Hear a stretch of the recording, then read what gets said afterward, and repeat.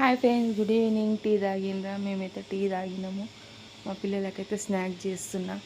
వాళ్ళకి పాలు కొన్ని ఇంకా స్నాక్స్ అయితే చేద్దామని. ఇంకా సొరకాయలు అయితే మార్కెట్లో బాగున్నాయి, లేతగా వచ్చినాయి.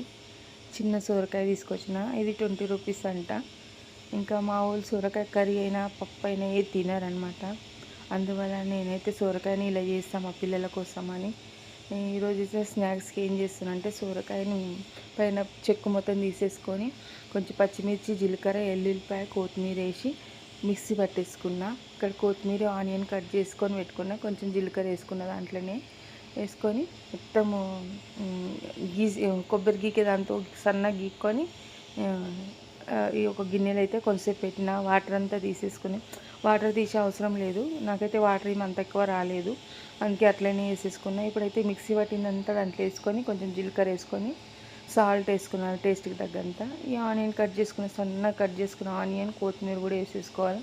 మనకి దీంట్లోనే పల్లీలు కావాలంటే పల్లీలు కూడా వేసుకోవచ్చు. నేనైతే పల్లీలు ఏమి వేయలేదు. ఇక్కడైతే బియ్యం పిండి వేసుకున్నా.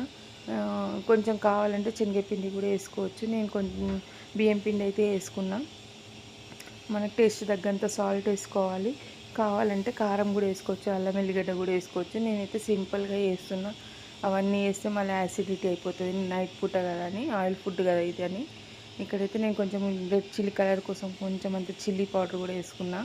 ఇప్పుడైతే మనం వాటర్ ఏమో వేసుకోకూడదు. ఆ పిండి వాటర్ ఉంటే, సొరకాయల వాటర్ ఉంది కదా, దాంతో మస్తు వాటర్ అయిపోతుంది చాలా. చూడండి ఇట్లా పిండి మనం ఎట్లా తడుపుకున్నాం అలా.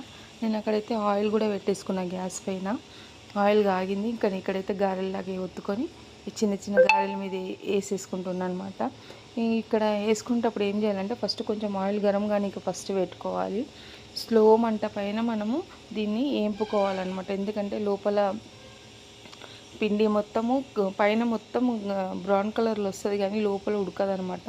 అందుకని మనం స్లోగానే దానిని కాల్చుకోవాలి, వేపుకోవాలన్నమాట మనం గారెల్ని. ఇక్కడ చిన్న చిన్నగా ఎందుకు వేస్తానంటే పెద్దగా వేస్తే మళ్ళీ పిండి పిండి వస్తుంది, అందుకే మనం చిన్న చిన్నగా వేసుకోవాలి. ఇక్కడైతే చూడండి నేను ఎంత చిన్నగా వేసుకుంటున్నా.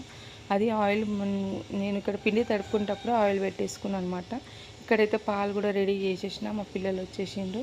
వేడి వేడి గారెలు అయితే తీసి ఇంకా వేసి ఇచ్చేసిన తినడానికి. చాలా బాగుంది, టేస్ట్ అయితే సూపర్ వచ్చింది. నేను ఎప్పుడైనా కొంచెం శనగపిండి కూడా కలిపేదాన్ని. ఈసారి అయితే శనగపిండి కలుపుకోకుండా బియ్యం పిండితోనే చేసిన. పిండి ఇట్లా ఓపెన్ చేసి ఇట్లా తింటే కూడా చాలా బాగుంది. కరకర అంటుంది పైనకించి, లోపల స్మూత్గా ఉంది. ఓకేనా ఫ్రెండ్స్, వీడియో నచ్చితే లైక్ చేసి షేర్ చేయండి, సబ్స్క్రైబ్ చేయండి. వీడియో మొత్తం ఫుల్ చూడండి. Bye friends.